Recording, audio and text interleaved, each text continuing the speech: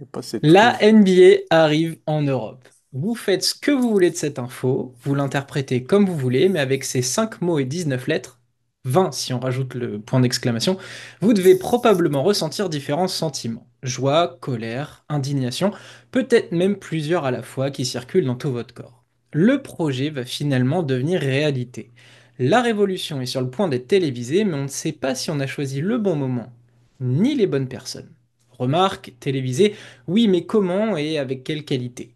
L'oncle Adsam Silver vient investir en Europe et croyez-nous, il n'a pas la tête de Samuel L. Jackson.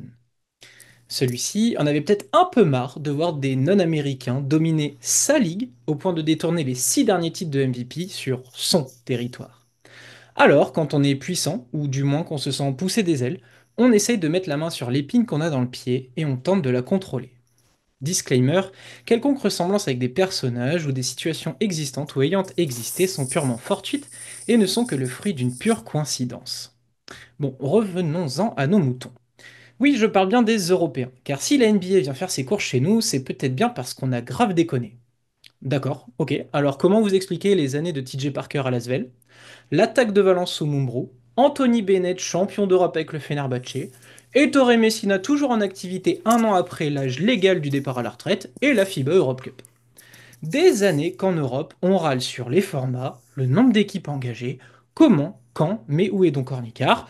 Eh bien, à force de faire les ouin-ouin et d'avoir l'esprit trop fermé pour discuter entre nous, on va finalement laisser notre âme à quelqu'un qui va créer une ligue avec des places limitées.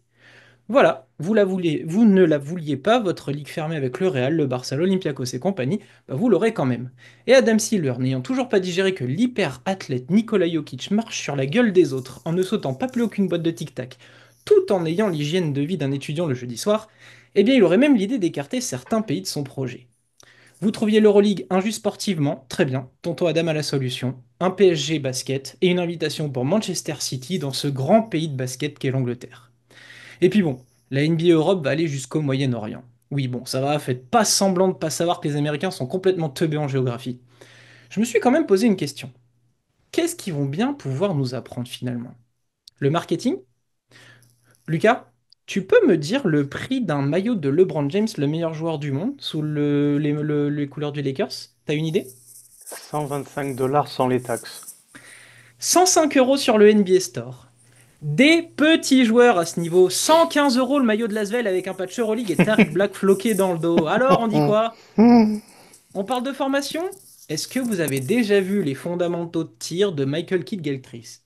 Hein? Donc ça va, on a de l'avance à ce niveau-là. Organise un Final Four, pas besoin d'en rajouter. Ils vont peut-être éviter qu'on ait des cas de harcèlement comme à Dallas ou le scandale Ime Udoka ou avoir dans son effectif un abruti comme Miles Bridges. Bon, pour cette partie-là, faudrait laisser la parole à deux trois joueuses pour faire la lumière sur certains cas, mais ce n'est pas le sujet. Alors, que vont-ils nous apprendre? Eh bien, peut-être à nous unir. Pour ceux qui y voient un danger, et on passe un chaleureux bonjour à Paulius Moteyunas, c'est le moment de ne plus jouer avec son oiseau pour savoir s'il est plus gros que celui de Jorge Garbarossa. C'est aussi réfléchir à deux fois plutôt que de vouloir tout d'un coup tout vendre à Dubaï pour récupérer 3 francs 6 sous en paniquant devant 3 lettres. C'est aussi remettre en question notre façon de consommer la balle orange. On dit souvent que l'Europe, c'est le vrai basket. Pourtant, à trop vouloir le ressembler, on s'est définitivement américanisé, laissant la ferveur, le beau jeu se faire contrer par la hype, les chiffres sur les réseaux sociaux, dans des mains d'opportunistes. Imaginez un petit média qui couvre une compétition depuis 4 ans se faire refuser une accréditation sur l'autel du manque de buzz par un club français, alors que le Real Madrid lui a ouvert 3 fois ses portes. Finalement, c'est peut-être ça ce qui m'inquiète le plus dans le projet NBA Europe, c'est de voir disparaître le projet de passionné au moment où le basket européen pourrait devenir sexy.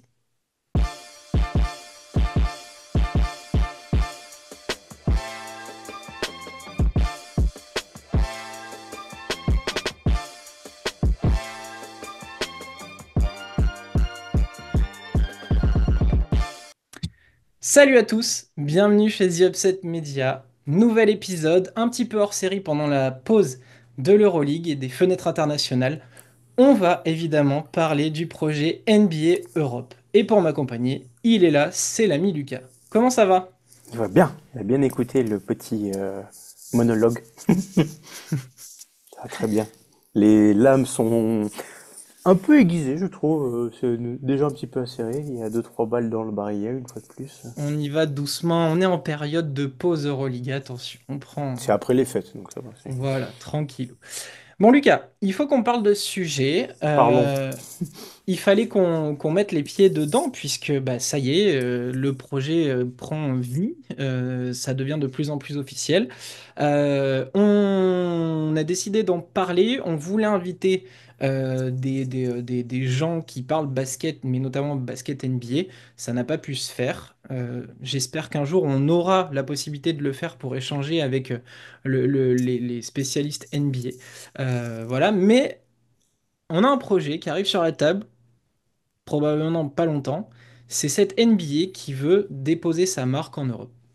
Est-ce que tu peux nous faire un petit tour d'horizon avec les projets de cette NBA?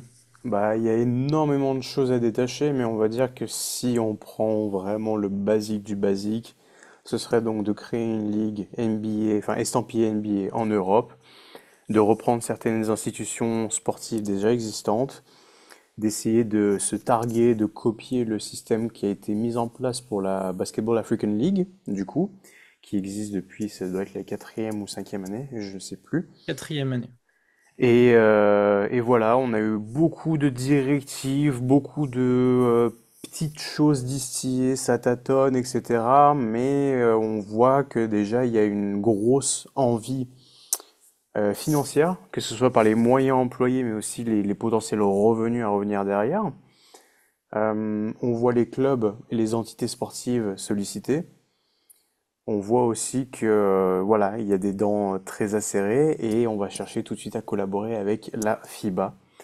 Je vais pas trop m'étaler non plus, mais voilà, c'est un peu pour le gros de ce qu'on peut discuter, c'est de voilà, s'implanter et voilà, créer sa marque sur le vieux continent. Un projet, comme on l'a dit, qui pourrait arriver très vite, et ce, dès la saison 2026-2027. Donc c'est déjà demain. Euh, Plus qu'imminent, ouais. Plus qu'imminent, et c'est peut-être le président de Paris qui en parle le mieux, c'est David Kahn qui a dit: «Je ne crois pas que le mot rumeur soit le plus approprié. Il s'agit désormais d'un projet. La question n'est pas de savoir si la NBA va venir, mais quand.» Donc ça y est, on est dans le mythe là est dépassé par la réalité. On sait que ça va arriver. On attend encore quelques formes.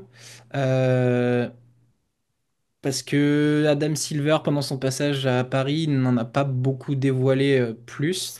Non, mais il avait un tube, il a ouvert le tube, il a mis toute la crème, il l'a passé sur le dos de tout le monde un petit peu en disant on a quand même eu beaucoup d'éloges Oui. à base de j'adore ce qui se fait ici, c'est génial, les joueurs européens sont les meilleurs du monde. Pendant les JO, c'était génial de voir que tout le monde avait des maillots NBA. Alors déjà, cette phrase m'a un peu fait grincer. Il y a beaucoup de petites choses qui m'ont fait grincer personnellement, mais de se dire que tu arrives avec tes gros sabots pour faire une ligue en Europe, mais un des premiers trucs que tu dis, c'est ah, j'ai adoré, c'était tout le monde portait des maillots NBA. Ouais, peut-être pas commencer par ça. Mais oui, comme tu l'as dit, on a déjà des acteurs qui ont parlé à haute voix. Donc du coup, David Kahn, qui était anciennement placé au Minnesota Timberwolves as well aussi, qui est de toute façon une personnalité connue du paysage NBA. Il y a plusieurs autres clubs qui ont été contactés, donc Paris en fait partie. On a aussi un gros sujet, Manchester, on y arrivera un peu après. Et on a vu aussi Tony Parker, du coup, qui s'est exprimé sur, je crois que c'est RMC, l'émission de Stephen Brun, qui a dit, bah, de toute manière, voilà, nous, on en fait partie, on veut en faire partie. Il s'est un peu mis en porte-drapeau, porte-parole, de dire, voilà, je sais ce qui arrive, c'est gros, moi j'ai envie d'en faire partie, je pense que l'Asvel doit en faire partie. Et ça va être très intéressant à suivre, parce qu'on sait très bien que la force de frappe de la NBA va être colossale, que si les envies sont grandes, si le Dream Bigger existe vraiment, il suffit juste d'appuyer sur le bouton et c'est faisable. C'est d'ailleurs toi qui le disais, il y a eu une demande de la NBA auprès de la banque d'investissement qui s'appelle The Rain Group, et on parle de 3 milliards d'euros annuels, quand même. C'est énorme en termes de somme à influer pour un embryon de NBA en Europe. Ça me semble énorme, mais c'est à la hauteur des ambitions. Et on n'a pas eu de nouvelles particulières. mais tu es obligé de penser tout de suite à la distribution aussi, ce qui veut dire des droits TV. Et quand on voit un petit peu le marasme que c'est juste en France pour voir de la Betclic Elite cette année, hashtag je tweet qu'il y a des matchs de Coupe de France mais qui sont diffusés nulle part. Donc il y a énormément de choses à détacher. Moi la première question que je voudrais te poser quand même, on va y arriver petit à petit, mais est-ce que tu vois ça comme une bonne chose initialement? Pour l'instant, je suis très partagé parce qu'il y a encore des zones un peu d'ombre et j'aimerais avoir quelques éclaircies là-dessus. Euh, En fait, j'ai pas envie d'être séduit par ces déclarations où on nous montre un peu de respect, comme tu disais, Ah bah là c'est vraiment la pour... flûte et le cobra là, tu vois, c'est Ouais, il y a plein de choses qui me dérangent parce que, en fait, moi je me dis, ça peut être une bonne opportunité. Parce que oui, la NBA, ils ont une puissance financière, de marque, etc. Et mis au service du basket européen, ça peut être juste génial. Ça peut être absolument trop cool parce que ça peut régler plein de problèmes. Comme je le disais dans l'intro, à force de ne jamais avoir trouvé de solution entre nous, entre la FIBA, l'ECA, etc., de ne jamais avoir fait d'efforts sur les calendriers, sauf ces derniers temps. euh, En fait, on a créé un bordel tout seul. Eux, ils peuvent régler tout ça. Ils peuvent régler à peu près ça d'un coup, offrir une image de marque au basket européen et de me dire que ben, le basket qu'on aime brille, est enfin reconnu à sa juste valeur et mis en avant avec les connaissances et leur savoir-faire, ça peut être génial. Maintenant, il y a des trucs sur lesquels j'attends de voir, c'est de quelle manière ils veulent aborder leur nouvelle compétition. Est-ce qu'on va vraiment préserver nos styles de jeu, l'âme du basket européen, quel club? Parce que si sur la trentaine de clubs proposés et engagés dedans, il y a des clubs montés de toutes pièces, probablement avec des gens du Gotha américain, ben, on peut avoir des styles de jeu beaucoup trop NBA à notre goût. Voilà, il y a beaucoup de questions sur lesquelles je suis encore un peu en retrait. Mais j'ai envie de croire qu'enfin, le basket européen va avoir ses lettres de noblesse et être la petite sœur de la Grande Ligue. Parce que là, on est trop souvent dans l'opposition. On est toujours en train de se cracher dessus. Tu regardes les commentaires sur les réseaux n'importe où. sociaux. La NBA, c'est de la merde. L'Europe, c'est pas assez cool. Ceci, cela. On est toujours en opposition. Et finalement, enfin, c'est très ironique, mais c'est dans le pays où on aimerait construire des murs, mais c'est ce même pays qui va potentiellement créer un pont entre nous, tu vois. Et voilà, j'ai envie de rêver d'une vraie belle ligue européenne, d'une vraie compétition avec de l'argent, de quelque chose de très solide où on va pouvoir avoir des Français qui brillent, des clubs français dedans, une meilleure organisation, que peut-être nos fenêtres internationales vont pouvoir être d'un très haut niveau et qu'on évite d'avoir une équipe championne d'Europe qui peut pas jouer l'Eurobasket d'après parce que ben oui, ils ont dû aller jouer avec leurs gars de Détroit. Euh, les fenêtres d'après. Mais c'est un énorme chantier et j'ai hâte d'en savoir un peu plus. Donc je suis mitigé, mais j'ai envie d'y croire. Moi, je suis assez emballé dans l'idée que, de toute manière, voilà, avec la puissance que la NBA a, ça peut faire bouger les choses. Et je pense que le fait de vouloir s'associer avec la FIBA, ça montre quand même un peu une patte blanche qui est assez intéressante. D'autant plus qu'on sait qu'il y a un calendrier relativement complexe. Alors, au moins de vouloir s'associer avec eux et de plus avoir un tête-à-tête entre deux boucs qui veulent absolument pas s'entendre parce que soi-disant c'est les meilleurs, ça peut aider. Les retombées, que ce soit en droit TV, en potentiel économique pour signer des joueurs de qualité et avoir une compétition de haut niveau relativement relevée, ça peut être intéressant. Moi, j'y vois beaucoup de bonnes choses, d'autant plus que sur les premiers temps, ça peut créer une rivalité avec l'Euroleague, mais dans le bon sens où ça va peut-être les forcer à se bouger, à se remuer, à être poussés à entendre ce que les gens leur ont dit depuis des années, que ce soit des fans, que ce soit les clubs en tant qu'organisation.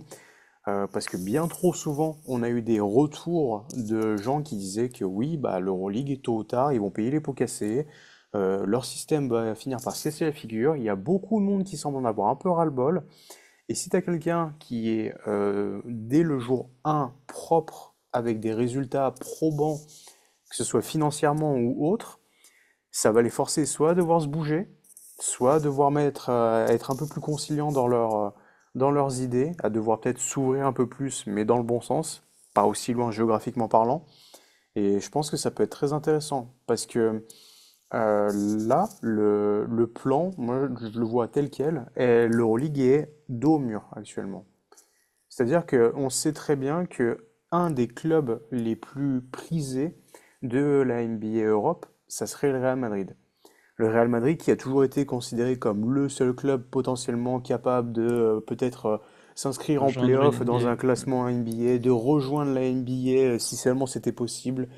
On a vu évidemment, alors que ce soit avec plus récemment des Yabusele, mais Campas ou Luka Doncic, les Houston Rockets qui ont toujours eu les droits de draft de Sergio Llull qui les ont jamais lâchés. Les fameux matchs, la triple prolongation face à OKC en début de saison, je sais plus, il y a peut-être 7 ans en arrière. Tout montre que c'est le client idéal. C'est la plus grande entité sportive au monde et le timing est parfait. L'Euroleague vient de faire un pied de nez au Real Madrid en leur disant ouais bah on va organiser un Final Four à Abu Dhabi. Ah ça vous dit pas? Ouais bah on va le faire quand même en fait. C'est un des seuls clubs qui a mis son veto. C'est le club qui a gagné le plus de titres en Euroleague et les forces à faire quelque chose qu'ils ne veulent pas faire. Et de l'autre côté, tu as la NBA Europe qui arrive. Si le Real Madrid bouge, et sachant que tu as déjà Paris PSG, on ne sait pas encore sous quelle image ça sera, mais qui est contacté, qu'est-ce qui empêche d'autres entités sportives, on parle même plus de clubs, mais Barcelone, le Bayern Munich, l'Olympiakos, le Fenerbahçe, tous les clubs qui ont une relation enfin, qui sont issus de la cellule, on va dire, sportive foot, c'est interminable. Il y a Milan, quasiment tous en fait, mais l'Alba Berlin, absolument tous pourraient bouger. Si le Real bouge, pourquoi pas eux? D'autant plus que tu perds, je veux dire, tu vas jouer dans une compétition où le grand favori n'est plus. Ouais, bon, bah, ça va forcer les gens à devoir reprendre quelqu'un derrière. Voilà, moi je trouve ça assez intéressant. Je suis d'accord avec toi qu'il faut voir sous quel format. Un petit coucou à Damien, il nous disait ouais bah faut voir les horaires. J'espère bien que les horaires seront des horaires européens. On va quand même pas se mettre à produire du basket dans une ligue NBA Europe où les horaires seront avantageux pour les mecs à Los Angeles et compagnie. Ça me paraît être une hérésie. Et, euh, et voilà, si vraiment ce qui a été un peu sifflé, on va dire à la flûte de oh, on va vous laisser faire comme vous voulez, vous avez les meilleurs fans du monde et compagnie, très bien. Ça peut marcher très vite et ça peut mettre absolument tout le monde d'accord.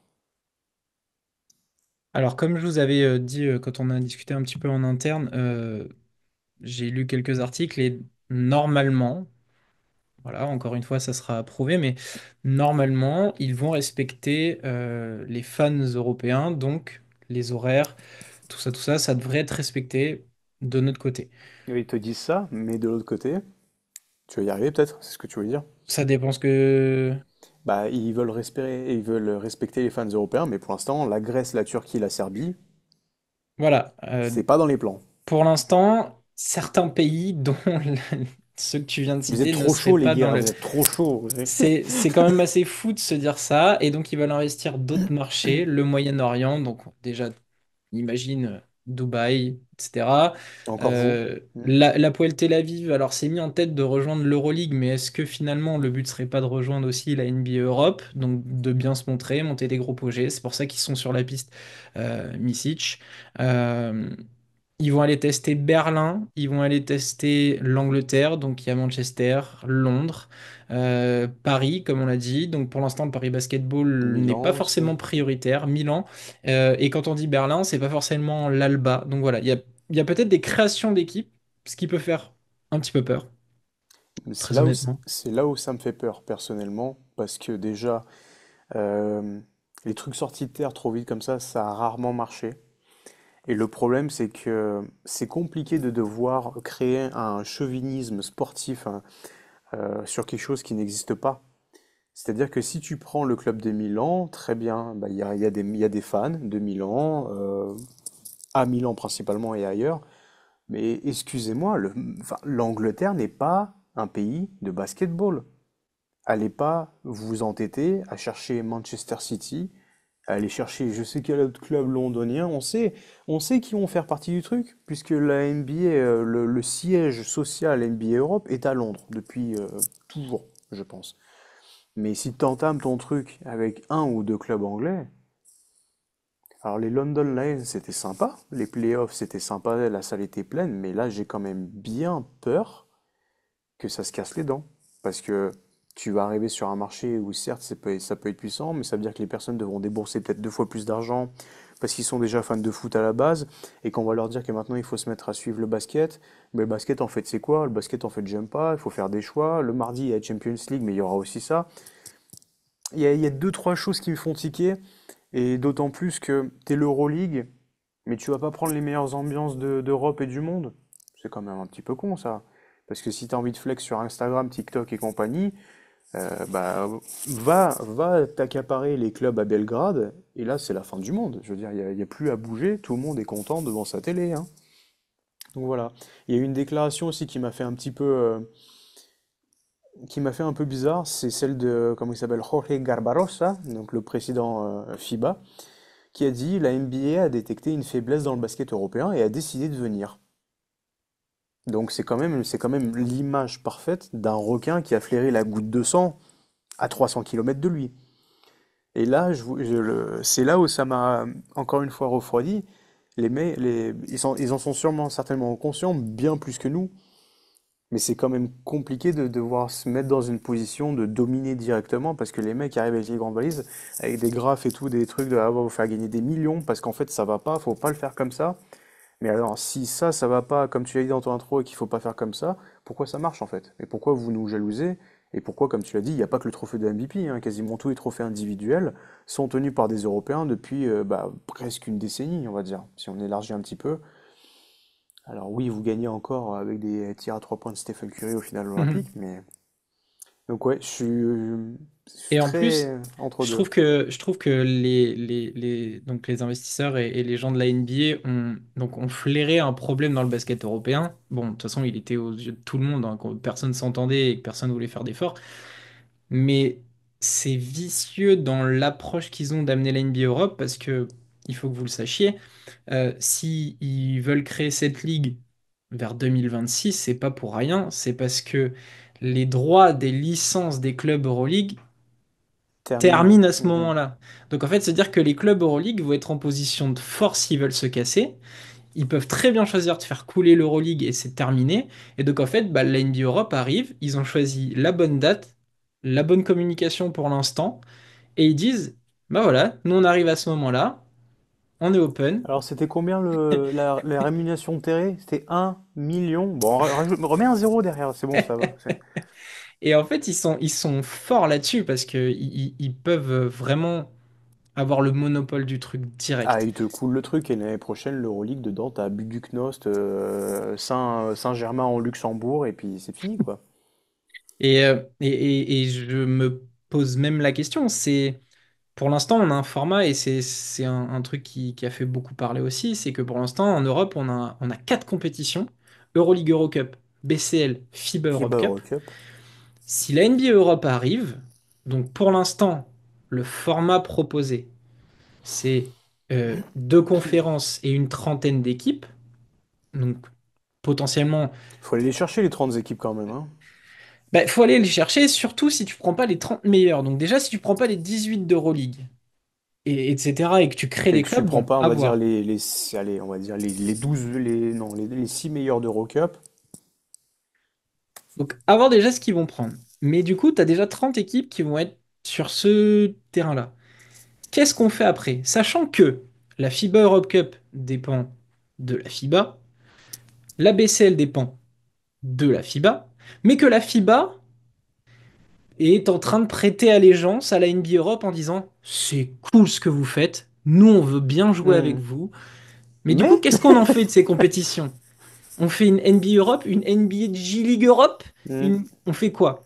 c'est ça en fait, c'est qu'est-ce que vont devenir tous ces clubs? Parce que dans l'idéal des gens, on disait toujours, oui, l'Euroleague, il se ferme de plus en plus, le mérite sportif, et ceux qui gagnent les titres, ils devraient y être. On devrait avoir X mille poules de X mille équipes qui méritent, et puis les pays, les petits pays, ils ont le droit à la FIBA Europe Cup. Oui, mais d'un coup, si on n'a que 30 équipes dans une NBA Europe, et qu'on dit, ah bah oui, mais ils font pas trop de compétition, Mhm. on en fait quoi de cela? Moi, Ça c'est me ça en paraît fait beaucoup que je me trop. pose. 30 équipes, Mais moi, je veux tu bien, mais sors du d'où? coup, si la FIBA se range du côté de la NBA, on fait Bah, quoi? On il organise faut. encore 1000 compétitions à Non, côté? s'ils font ça, c'est qu'il y a sûrement au moins une des compétitions qui va sauter. Et ça fait déjà des années qu'on parle d'une fusion BCL Eurocup, Eurocup. qui n'est jamais arrivée. Et on sait très bien pourquoi. Mais ce serait continuer à se mettre des épines dans le pied pour absolument rien. Et même si Eurocup, BCL fusionne, que dans les équipes Euroleague, tout le monde passera pas le cut en fonction de ce qui est choisi. Les autres vont forcément rejoindre la fusion BCL Eurocup. Mhm. Mais les plus nostalgiques, qui disent il faut une compétition pour les plus petits Ah, le pays. Cibona Petropavlovsk, là. Hein. Alors c'est bien mignon, mais du coup, qu'est-ce qu'on en fait de cela? Mm. Donc en fait, quelque part, on va quand même Il y aura un réussir à gap. avoir une ligue fermée et tout le reste, on en fait quoi? Bah, On va forcément les sélectionner. les riches, les biens, et puis moyens et les pécores, comme tu aimes bien le Oui, dire. mais les Mm. Pécores, du coup, ils n'auront plus de Coupe d'Europe. Ou alors, ça veut dire qu'on va quand même avoir X mille compétitions. Donc, est-ce qu'on avance vraiment dans le basket européen avec cette NBA Europe? Est-ce que c'est mieux? Est-ce que c'est moins bien? Je ne sais pas. Financièrement, il va falloir voir la répartition des C'est là où équipes aussi, c'est là où hein. ça risque d'être compliqué, pas que dans les équipes, parce que si, on va dire, Jean X travaille pour NBA Europe les mardis, jeudis, et qu'il a son contrat de freelance machin, il est à Paris. Mais à Paris, il y a un autre club, donc il travaille aussi avec Euroleague et enfin Euroleague, de ce qu'il en resterait. L'alignement sur la rémunération, ça va être comment ça aussi? Parce que quand machin, il va vouloir bosser mardi et jeudi à 250 euros la soirée avec son propre matos, mais que l'Euroleague, ils vont dire, bah nous, on te paye le courtside, mon frère. Ça va être compliqué. Et quand la ligue d'en dessous, ils vont demander si le Parisien, il peut aller se déplacer, faire, je sais pas, Caen qui sera en BCL à cette époque-là, mais on peut que défrayer et le ticket resto, ça va créer aussi une espèce de bulle potentielle spéculative professionnelle où tu vas avoir soit un super nivellement par le bas qui est déjà bien en place sur le plan journalistique dans le monde entier, en France et en Europe. Mais alors imagine en plus si on continue à gratter vers le bas, parce que de toute manière, tu auras certainement des gens qui seront prêts à bosser pour rien au début. Tu en as d'autres qui voudront de toute manière mettre les pieds sur la table en rentrant chez eux avec de la bouffe, donc il faudra payer, mais plus tout le monde ne pourra. C'est plus tu décortiques le truc, plus ça peut être critique. C'est intéressant, on a envie d'y croire, mais attention, le retour de bâton là, c'est épique. Et ils ont rien dit encore. Mais donc, Ouais, on aurait deux conférences, une trentaine d'équipes. ça Mais non. pareil, ligue La fermée, ligue découpe. pas fermée. Est-ce qu'on a des descentes, des montées? Est-ce qu'il y a potentiellement Hmm. des équipes qui pourront remplacer d'autres parce qu'ils ont de mauvais Est-ce résultats? qu'il y aura une draft? Le problème, c'est qu'on s'est toujours dit que le modèle NBA en Europe ne fonctionnerait pas parce que les pays ne fonctionnent pas pareil, Mais ne serait-ce qu'au niveau juste des impôts, des comment tu fais finances, la de... découpe? Ah ben oui, ils savent pas si c'est nord-sud ou est-ouest. Ou Alors peut-être la découpe diagonale, nord-sud, la découpe nord-sud, j'aimerais bien la voir, hein, parce que j'aimerais bien savoir ce qui décide nord et sud, en hein, parce dessous que de tu Lyon. pourrais avoir, ouais, c'est ça, tu pourrais avoir Asvel Monaco dans une conférence Et avec c'est le sud, quoi, l'Espagne, ouais. La l'Italie, Rosette, machin. hein. La Rosette. Paris qui va jouer avec Manchester, etc. C'est très bizarre. Là où il pleut, hop là. Non, non, il y a beaucoup, beaucoup d'interrogations là-dessus. La diffusion télé, pareil. Squeak, est-ce que ça existera encore? Squeak, Sky Sport, Rai Uno, Movistar en Espagne. Est-ce que ce sera disponible via une branche de NBA TV Ça, je où il pense que faudra oui, prendre c'est un sûr. abonnement à 200 boules la saison Sans les playoffs. sans les playoffs ou 99 balles pour suivre que ton équipe? Enfin, Voilà, il va Et falloir puis répondre à ça 75 euros aussi. en plus pour la NGT aussi. Enfin bref. Ouais. Voilà, Beaucoup c'est de des choses questions. qu'il va falloir vite acter pour la NBA parce que le basket européen a quand même ses traditions, a quand même un fonctionnement déjà bien acté. Pareil, comment on joue la fin de saison? Est-ce qu'on fait des playoffs à série de 7 7? matchs, ouais. Est-ce qu'on fait un Final Four ou est-ce qu'on fait le Final Four? Qui peut l'organiser? Est-ce que ça Est-ce serait que pas Motiejunas va pas taper du poing en disant hey, c'est notre format, soit. Est-ce que c'est pas un Final Four ou une finale de NBA Europe? Oh bah tiens, si on le Est-ce faisait que le en Final ouverture Four de à la Los NBA Angeles? finale, tu vois, Ouais. ça serait ça. En tout cas, Adam Silver a quand même quelques idées claires et il a dit que il faut respecter certaines traditions, notamment en matière de règles et de calendrier. On avance lentement pour s'assurer que tout ce que l'on fait est accepté par l'écosystème déjà en place. On a eu des conversations directes avec les actionnaires cette semaine. On veut respecter les traditions du sport européen, quelle que soit la direction que l'on prend. Eh, C'est une phrase. j'ai rarement vu un mec aussi bien porter son nom de famille, hein. Ah, c'est un bon communicant. En tout cas, c'est un très bon communicant C'est pour bon, amener son Ada. truc. Euh, S'il part de ce principe-là en respectant tout l'écosystème, il y a peut-être quelque chose à faire d'intéressant. Euh, à voir. Moi, Parce que... je reste quand même assez plus qu'intrigué. J'ai vraiment envie d'y croire parce que je pense que ça peut vraiment mettre un bon coup de pied, une bonne fois pour toutes dans cette fourmilière qui grouille depuis des années et des années. Qui, Ouais, on va pas. qui Elle pourrit, fait tout chier simplement. tout le monde cette rivalité Euroleague FIBA. Les Elle clubs casse sont les pieds à tout le monde. déficitaires en Euroleague, en Et les joueurs BCL, ils seront gagnent heureux un en peu plus. d'argent, mais c'est pas non plus des sommes mirobolantes. Mais regarde les mecs, je pensais à Mike James qui se plaignait sur Twitter à l'époque de oh là là, alors on a fini la saison Euroleague, il reste encore les playoffs français, c'est super loin, machin et tout. Là, t'as un mec qui débarque, potentiel marketing économique, tout ce que tu veux, hyper intéressant, au top, et lui il veut bien bosser avec la FIBA, mais ils vont mettre tout le monde d'accord. Ça va être aussi simple que ça. Les mecs vont dire, bon bah voilà, là il y aura la fenêtre FIBA, donc cette période-là on joue pas, après il y a ça, et en fait tout peut se mettre en forme parfaitement, et c'est tout bonheur. Pour les droits TV comme tu l'as expliqué, mais en plus toutes les infrastructures sportives existent déjà. C'est nickel. C'est-à-dire que tu as un projet qui sort de terre comme ça, mais en fait tout est déjà prêt. Les mecs vont dire, bon bah là vous avez cette salle-là, ouais, ok, beau blanc, comment? Ouais, on verra plus tard. Mais enfin, tout est là. Donc c'est génial. C'est Evan Fournier qui avait eu un mot, c'était sur l'équipe. Alors au début, il disait, il y a un mauvais calcul de la NBA là-dessus, tu peux pas juste arriver et faire un club à Manchester City. Lui, il avait carrément dit, les British s'en branlent du basket. Clairement. Et il a dit, pour moi, la culture est plus forte que l'argent. Ça, on est totalement d'accord. Mais après, et là, ça rejoint un petit peu ce qu'on est en train de dire, les US ont un tel savoir-faire sur le business qu'ils montreront forcément un truc très beau et cohérent. Mais je pense que ça pourrait avoir moins de cœur. Ça aussi, on rejoint. Ça peut être fantastique, mais il va falloir respecter effectivement toutes les traditions, tous les trucs. Et pour finir sur ce que tu es en train de dire, moi, j'y ai tout de suite pensé et je repense une nouvelle fois à Damien qui est le chineur parfait de tout ce qui est goodies, maillots, etc. de D'interviews l'Euroleague, de joueurs etc. aussi. Et en fait, on était toujours en train de se dire entre nous, waouh, vas-y, pour faire venir un maillot de Turquie, machin, c'est Ouais. compliqué, ceci, cela. En fait, là, peut-être que la NBA va apporter une amélioration supplémentaire, puisque bah, plutôt que de te dire, ah bah il faut que je paye, il fasse venir un truc de là-bas, de là-bas, de là-bas, et ben ils vont te faire une énorme boutique de tes 30 équipes. Ils vont appeler ça le NBA Europe Store, et en fait, tout sera centralisé. Et là, peut-être que les fans auront plus de facilité à s'acheter un maillot, à s'acheter un goodies de leur club préféré, d'avoir un maillot floqué, je vais dire une connerie, mais Rodrigue Bobois de l'Anadolu, ça sera peut-être plus simple que de dire, ah là, attends, il faut que je connaisse quelqu'un, puis il faut éviter de payer tel truc, tel truc, tel truc. Ça sera peut-être mieux. T'es en train de me dire que le store Amazon Euroleague est difficile pour toi? Hmm. Alors, la dernière fois qu'il a été mis à jour, je crois que Michael Young joue encore au CSP. Je m'avance pas, hein, mais je crois que la dernière fois qu'il a été mis à jour, c'était ça, où ça vendait juste un maillot avec écrit À peu Euroleague à près. 25 balles. Bon, écoute.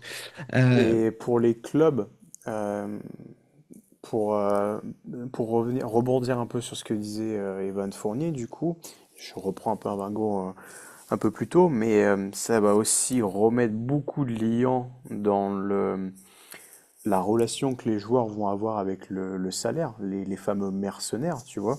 Parce que peut-être que, on reprend l'exemple de Manchester City, mais les mecs qui vont être implantés à Manchester City, il y aura peut-être un chargé du développement des jeunes qui était au Orlando Magic, qui va devenir assistant coach là-bas, qui connaît très bien, je vais dire une bêtise, tu vois, mais il connaît, ah ouais, Chimizim et tout, ouais, je le connais bien, ouais.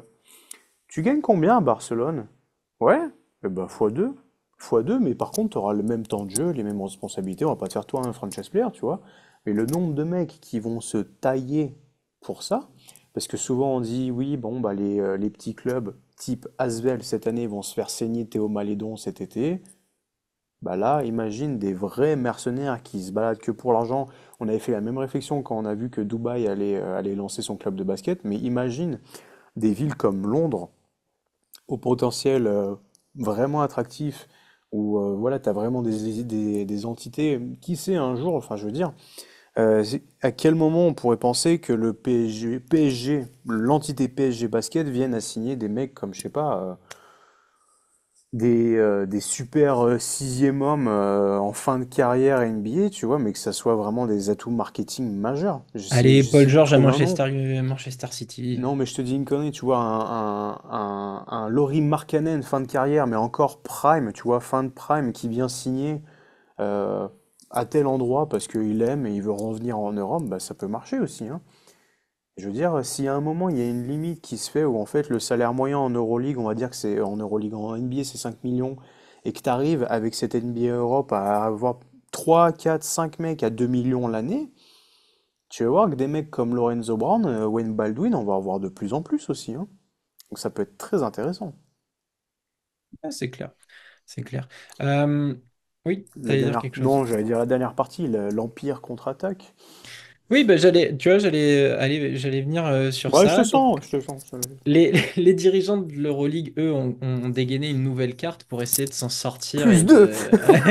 C'est ça, Stop. Non, c'est dingue. Mais ils veulent monter l'Euroleague à 20, donc expansion de deux équipes. Euh, Ah, regarde donc le les cobra. 18 premières, donc les 18 qu'on a actuellement, plus en mettre deux autres, Dubaï, probablement J'arrive. dans les petits J'arrive. papiers. Certains auraient dit Valence ou des choses comme ça à décider. Ce qui allégerait potentiellement le calendrier, puisqu'on passerait de 34 matchs à 28. Plus de repos et peut-être un petit euh, chatouillement auprès de la FIBA en disant, bah vous voyez, on allège le Miaou, calendrier. miaou. Du coup, eh ben, on peut vous donner un peu plus de joueurs pour les fenêtres internationales. Vous avez vu, on fait des efforts. Voilà, donc pareil, il serait aussi sur une idée de potentiellement splitter l'Euroleague en deux, faire deux poules de 10, et donc de contrer la NBA. Ça paraît un petit peu ridicule. Un peu On a faiblard, hein. Moté Younas qui a été faire le ouin-ouin Paulus, mais il en était pas Donatas. Paulus, ouais. Oui, pardon, Pas Paulus Donatas, ouais. qui a été faire le ouin-ouin en disant que pour lui, ça n'avait aucun sens, qu'il y avait déjà trop de ligues, comme on le disait tout à l'heure. Il a dit qu'il comprenait l'approche de la NBA. C'est la première ligue du monde, mais il n'aime pas la mentalité qui dit, oh bah on va venir et nous allons enseigner à tout le monde comment faire. Voilà, donc il a fait un Alors petit que peu eux le. flex depuis des années sur un système qui traîne depuis des années.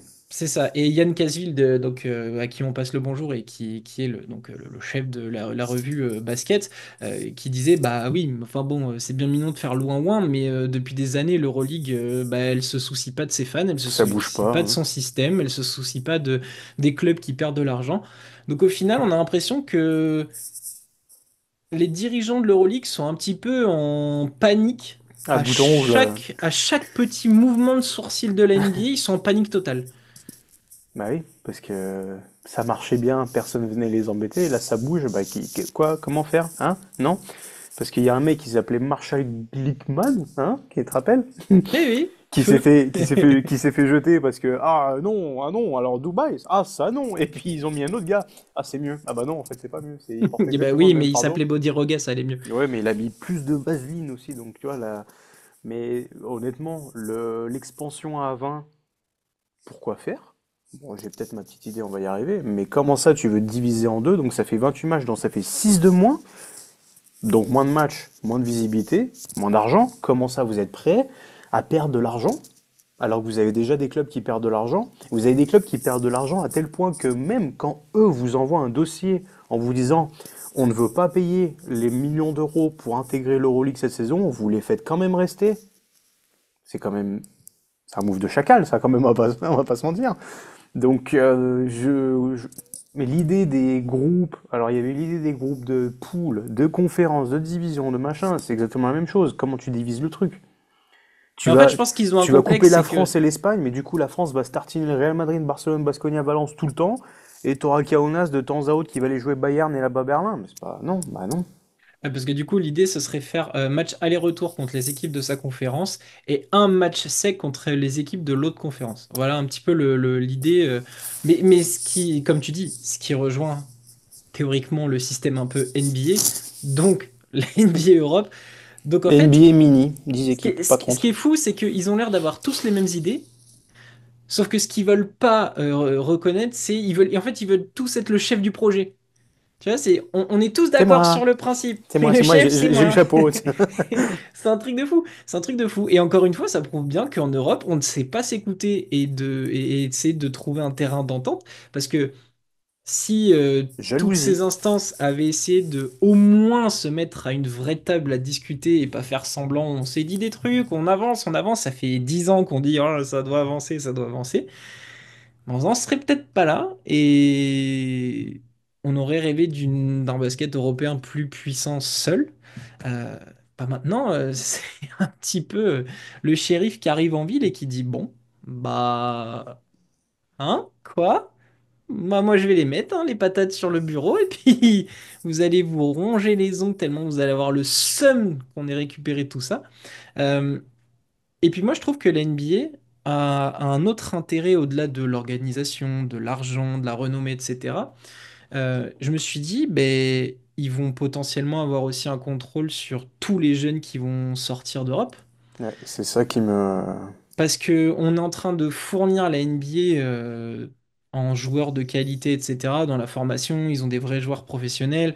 Il y a des vrais talents. On le disait, Doncic, Jokic, Yanis, tout ça, tout ça. Tous nos Français qui brillent vraiment là-bas. On passe le bonjour à Gershon, hein, vraiment chapeau. Euh, mais du coup, ils vont les avoir sous leurs mains.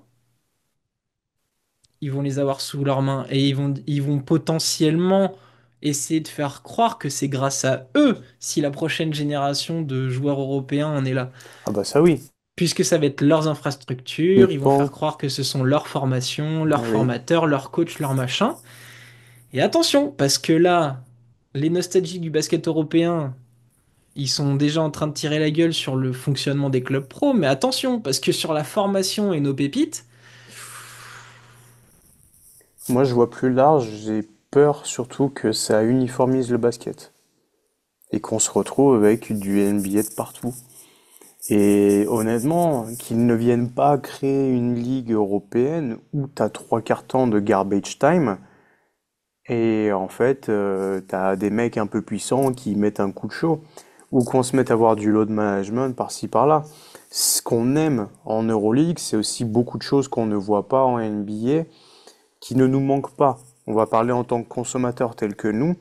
On a quand même bien lâché, on reste des fans de basket, mais on a bien lâché l'aspect fanatique qu'on a pu avoir par le passé, de se lever, de regarder des matchs, de vraiment être à fond sur toute la saison.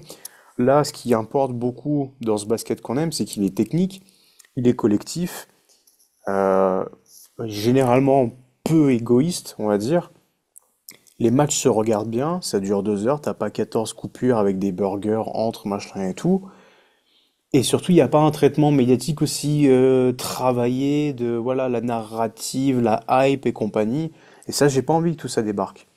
On sait que ça va faire marcher le milieu, mais ça va aussi ramener son lot de personnes toxiques, nocives, et il y a tellement de raisons pour vraiment cette nécessité de doser que ouais, qu'ils se mettent pas à se dire ouais bah en fait on est là, bah maintenant on fait comme ça. Il y a eu des conversations pour faire tomber le temps de jeu en en NBA. NBA, ouais, à 40 minutes au lieu de 48. les 40 minutes, ça reste. La ligne à 3 points, elle reste telle qu'elle est. Euh, qui se mettent pas à nous inventer des gather step. Non, non, non. Un marché, c'est comme ça, point barre, tu vois. J'ai pas du tout envie que. C'est pour ça que quand on a eu les petites déclats, on sait il vient juger un petit peu Monsieur Adam Silver le terrain en disant oui, bah de toute façon, s'il arrive avec bon, alors la ligne à 3 points, elle sera plus grande, ça, comme ça, machin, c'est foutu. D'autant plus, tu risques de prendre des clubs du coup qui n'ont aucune connaissance. Ça ne peut pas marcher. Et s'ils se mettent à s'attaquer sur les joueurs, ça risque d'arriver tôt ou tard. Parce que je pense qu'ils veulent, leur objectif, c'est comme ils font avec la NBL, comme ils font avec la G League, comme ils font avec la BAL, même si la BAL n'a pas été siphonnée autant, on va dire, que les autres que j'ai pu citer, mais que tôt ou tard, tu vois, les scouts américains connaissent bien l'Olympiakos parce qu'ils ont accès au truc, et c'est aussi passé par l'effet Vezenkov, où pour une fois sur ESPN, tu pouvais regarder le Final Four Euroleague, et l'intérêt a commencé à grandir. On va dire l'effet Vezenkov slash Doncic slash Misic, pour moi, c'est vraiment cette période-là qui a changé les choses. Et en même temps, tu vois, pour revenir sur la façon de jouer, la façon de gérer sa saison, c'est un truc qu'on commençait quand même à voir en Euroleague, où à un moment donné, il y a 2, 3 ans, on commençait à dire l'Euroleague est peut-être en train de basculer dans une ligue de joueurs. Là où avant c'était une ligue de coach où c'était voilà, les joueurs sont au service du collectif, etc. Là on était en train de douter parfois. Tu vois, même toi, tu parlais de super team du côté du Pana avec le recrutement qu'ils faisaient. Donc en fait, on avait déjà des bribes de tout ce qu'on n'a pas très envie de voir en Europe via le modèle NBA. Et c'est vrai que ça, c'est quelque chose. Sur le format, on pourra en discuter des heures avec des gens qui sont pas d'accord sur le choix des équipes, sur le format, etc. Ça, voilà. Mais je pense que le plus important à préserver, puis comme ça, on va arriver sur la fin de l'émission, mais peut-être que le plus important à préserver, c'est le pourquoi on aime le basket européen. C'est la question qu'il faut se poser et se regarder dans un miroir en disant qu'est-ce que je veux pour le basket européen. Si c'est tomber dans... Alors, c'est vraiment pas pour me faire des ennemis, mais si c'est pour tomber sur un modèle Paris Basketball où tout est lumineux, où on te fait croire à plein de choses, à coup La de hype, FAQ arrive. à coup de clinquant, à coup de com'. Ok, est-ce que c'est ça qu'on veut pour le basket européen de l'Olympiakos, du Real, qui sont des monuments du basket européen?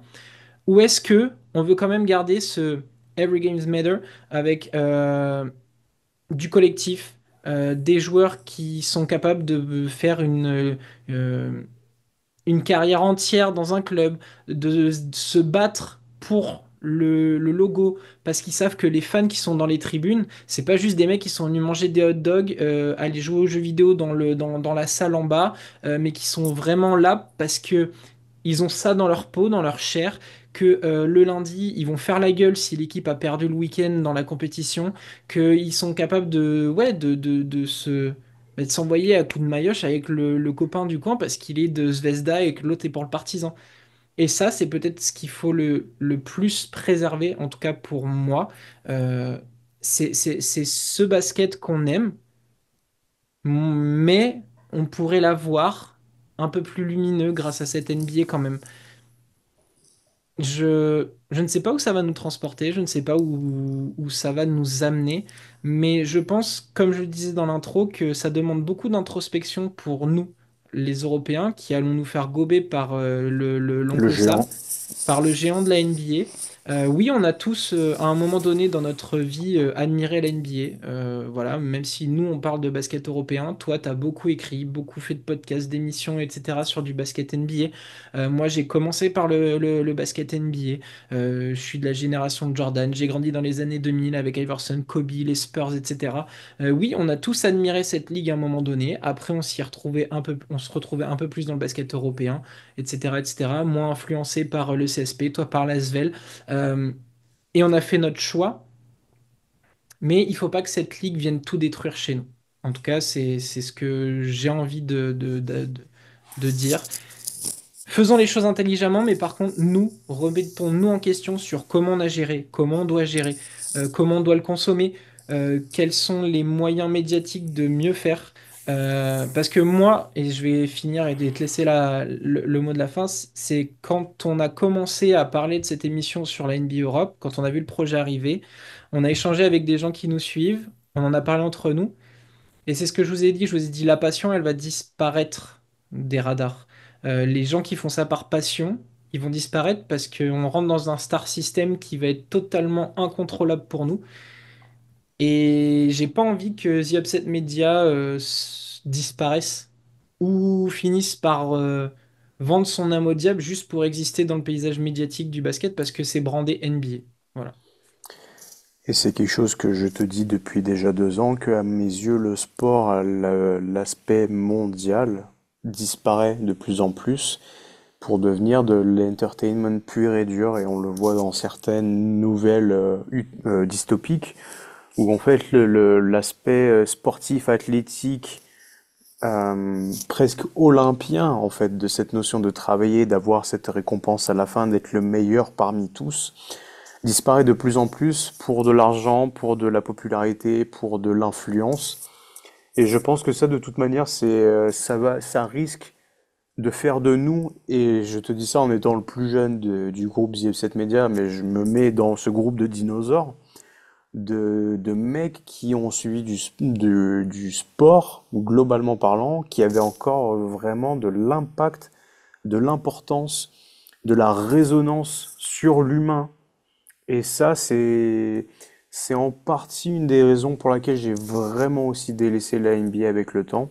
Au-delà de l'ennui, de la longueur, de la répétitivité inutile et compagnie. Mais il y a de moins en moins d'humanité, il y a de plus en plus de mercantilisme. C'est un peu le mal de notre monde de toute manière, donc c'est triste. Et le seul truc que j'ai oublié de dire, j'ai très très peur de la fameuse expansion à 20. Avec les rumeurs actuelles qu'on a de l'Alba Berlin qui descend, moi j'y vois bien un deuxième club qui risque de tomber aussi. Et j'espère pas, évidemment, on a quelques noms, mais j'imagine que la Virtus Bologne, ça se passe pas forcément bien. Ça voudrait dire de monter. Est-ce que tu fais monter les finalistes d'Eurocup? Non, en général, si on s'en tient aux traditions, tu fais monter que le vainqueur. Et là, j'ai bien peur que ça nous ouvre une belle porte pour le Dubaï BC qui ne passerait même pas par la case Eurocup et qui viennent rejoindre ensuite, pourquoi pas aussi un Abu Dhabi BC et toute autre folie. Et je pense que là aussi, ça peut signer un arrêt de mort. Les 18-24 prochains mois vont être déterminants, à mes yeux, euh, et globalement parlant, sur la manière dont on risque de continuer à traiter toute cette histoire de basket européen. Que ce soit nous, que ce soit les autres. Comme vous l'avez compris, le sujet de la NBA Europe ne fait que commencer, ne fait que commencer pour être traité, découpé, analysé, inquiète beaucoup, divise beaucoup. On n'a pas fini d'en entendre parler. On Si attend. Limoges, ça va en NBA Europe, ça s'appelle comment? Les Limoges Beau Blankers, les Beau Whiters. Non, ça doit être les bouseux du CSP, hein, puisque c'est comme ça qu'on semble vouloir nous qualifier, vu qu'on est des pécores. Euh, Oh, D'ici là, il faudra qu'on trouve quelques sous aussi de notre côté. On va peut-être ouvrir une cagnotte litchi, ça serait plutôt pas bah mal. vous avez bousillé. Non, on l'a plus non plus. Sur ce, on se retrouve très bientôt pour une nouvelle émission. Allez checker nos réseaux sociaux, abonnez-vous, allez lâcher un petit like, laissez-nous en commentaire votre avis sur cette NBA Europe, ce que vous en pensez après tout ce que vous En en avez espérant qu'on vous ait pas compris. déprimé surtout. C'est pas le but parce Non, que on on a reste envie d'y positif. croire. Voilà, on Voilà. reste positif. Donc donnez-nous votre avis sur cette NBA Europe. On se retrouve très bientôt. Ciao ciao.